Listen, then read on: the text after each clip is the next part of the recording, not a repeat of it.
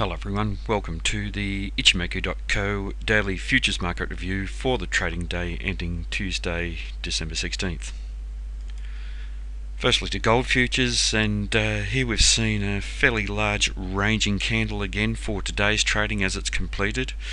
A candle that tested outside of the Ichimoku cloud once again and tested up above the 1218 level of previous resistance and was fairly strongly rejected to the downside from there. A continuation of the trend to the downside. This candle has made a lower high and a lower low, but a candle where we basically have no body.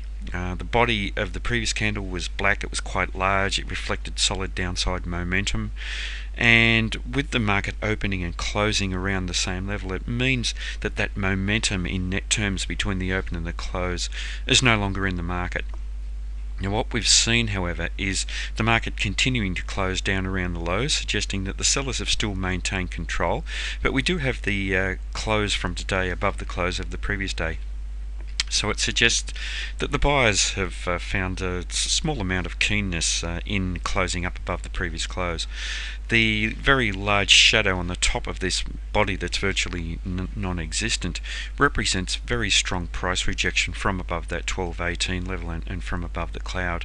With the market closing within the Ichimoku cloud, it suggests that we have a neutral market in big picture terms, and we have a mixing of trends in the various time frames here, with the medium term trend being just bullish by closing above the Kijun-sen, but still fairly bearish by closing down below the Tenkan-sen. So at the moment, not a really good market to trade.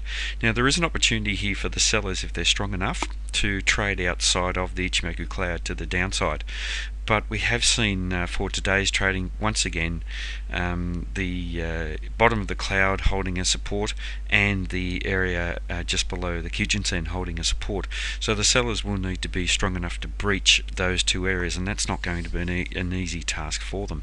The sellers will also need to be strong enough to close below the 1185 region, but the opportunity is here for them if they are strong enough. Now at the moment in this current candle that's developing, we're seeing some resistance come in around the round number 1200 as well, so that may be a significant area for this market as well. But if we do see the market attempt to rally, the top of the cloud now is around the 1211 region, and we have the Tenkan-sen trading roughly around that area, around 1212, so potentially strong resistance around that area.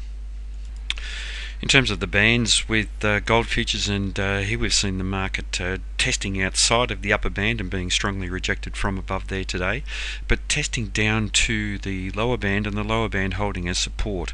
So very strong resistance overhead, very strong support down below. We will be looking for a breakout in either direction. At the moment we don't have that.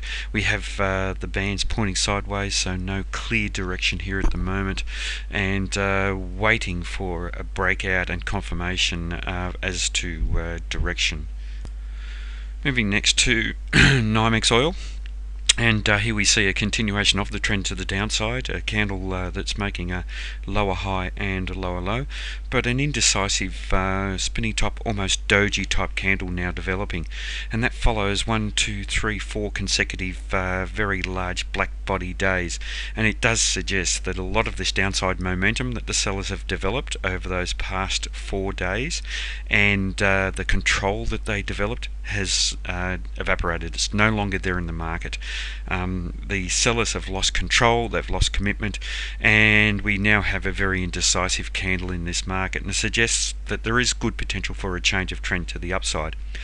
Now, what we haven't seen here is we haven't seen the buyers take control on this candle, so it's an indecisive candle. So what we want to see here is strength from the buyers, perhaps bouncing off this support level at 54.66, and the buyers breaching 56.17 and establishing a higher high and a higher low. If we do see that, there's good potential for the market to at least test 58.32 and then trade to the Tenkan-sen, which trades at $60.25, and I suggest that if we do see the market test up to the Tenkan-sen, we're likely to see more selling coming in around that area. It tends to be the first area when we have very strong downside momentum. That Tenkan-sen tends to be a very strong area of primary resistance. Now in terms of the bands, and here we see very solid bearish activity down below the lower band, and it suggests that we have a very strong negative bias in this market, and any rally that we may see will probably see strong resistance coming around the bottom band, which now trades at 59. Next, moving to wheat futures, and here we see a continuation of the trend to the upside today. Candle making a higher high and a higher low, and testing to the important 630, 675 level of resistance, and being very strongly rejected from there. We see this very large shadow on the top of this candle, and it represents the buyers losing commitment up around that area. Now this market is set up for a change of trend to the downside, so we'll be looking for confirmation of that with the next candle to potentially make a lower high and a lower low to confirm that. What we see here also is a very small white body, so it suggests that even though the net momentum is still to the upside, it has weakened, and it suggests potential for a change of trend. But what we've also seen is the buyers lose control of the market by closing down well down below the midpoint level, and suggesting that the sellers have taken control of the market, and that also suggests the good potential for a change of trend. Now we do have a bullish market in all three timeframes here, trading above each of the Ichimoku indicators, supported by the Chiká span, and it's likely that if we do see any retracement here and a change of trend, we're likely to find solid support coming in around 604.75, with the Tenkan Sen trading in that region. And with the bands, with wheat futures, here we see continued bullish activity above the upper band, suggesting a strong bullish bias, looking to the upper band at 609.79 to hold a strong support for the current candle that's developing if we do see the market trade down to that area. Moving next to corn futures, and here we have seen a change of trend today with corn futures, a candle making a lower high and a lower low on a black body candle, and it suggests that we've had a switch in net momentum from the buyers to the sellers, and we saw the weakening in momentum for the previous day's candle.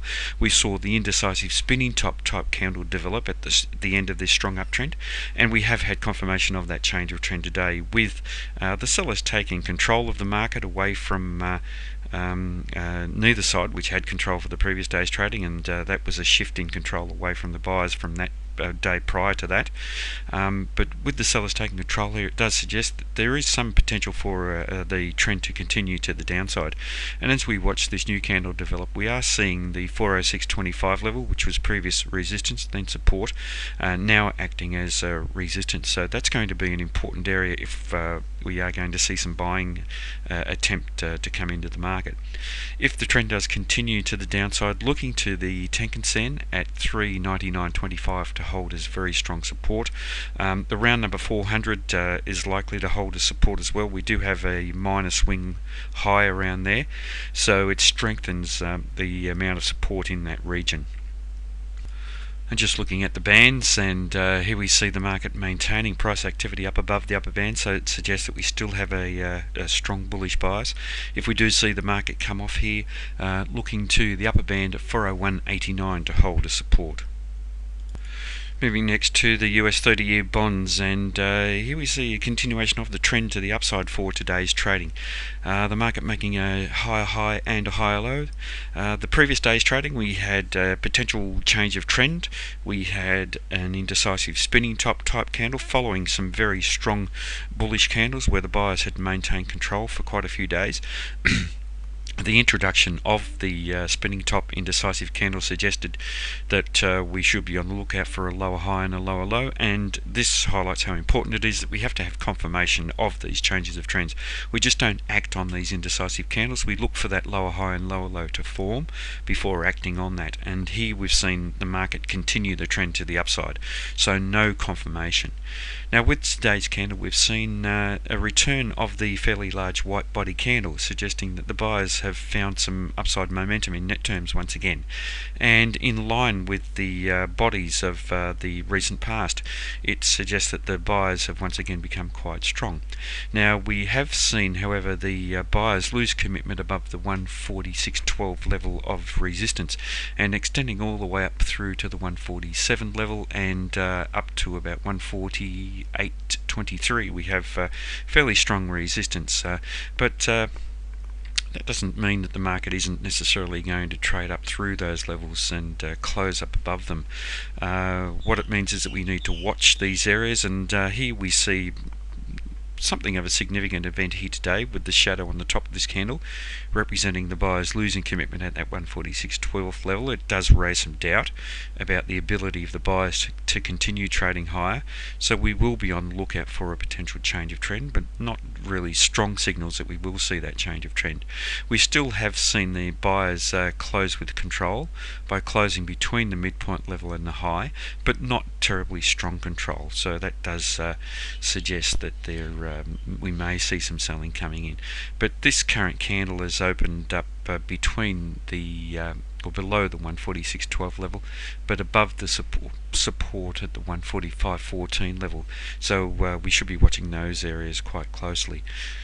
Continued higher trading is in line with the market being bullish in all three timeframes and supported by the Chiker span. And we aren't looking too overextended in the depth away from the cloud or the Chiker span away from the corresponding price action, so there is still potential for continued development of this uptrend. In terms of the bands with the US 30-year bonds, the market's looking very strong, trading up above the upper band. The bands are quite wide at the moment, so we have had some strong volatility coming into the market as we saw the market trading higher. Not looking too overextended though, but if we do see any retracement, we'll be looking to the upper band at 144.15 to hold as fairly strong support. And moving next to the S&P 500 on the hourly charts, and here we still see continued bearish activity for the longer term time frame on the hourly charts, with the market trading down below the Ichimoku cloud. We had the market testing to the first pivot point resistance level for the previous day's trading and being strongly rejected from there to find support at the first pivot point support level. For the new session, we have opened down below each of the Ichimoku indicators and the middle pivot point level, so suggesting a bearish start to the day.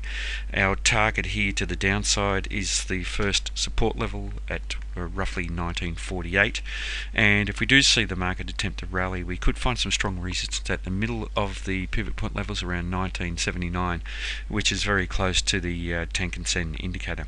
If the market does rally through there, potential resistance at the Kijun Sen trading around 1986, and then around the Ichimoku cloud around 1988. But it certainly does look as though we may see some continued downside price movement for today. The buyers will need to be very strong to breach the top of the cloud with the first pivot point resistance level very close to that region for quite a bit of today's trading.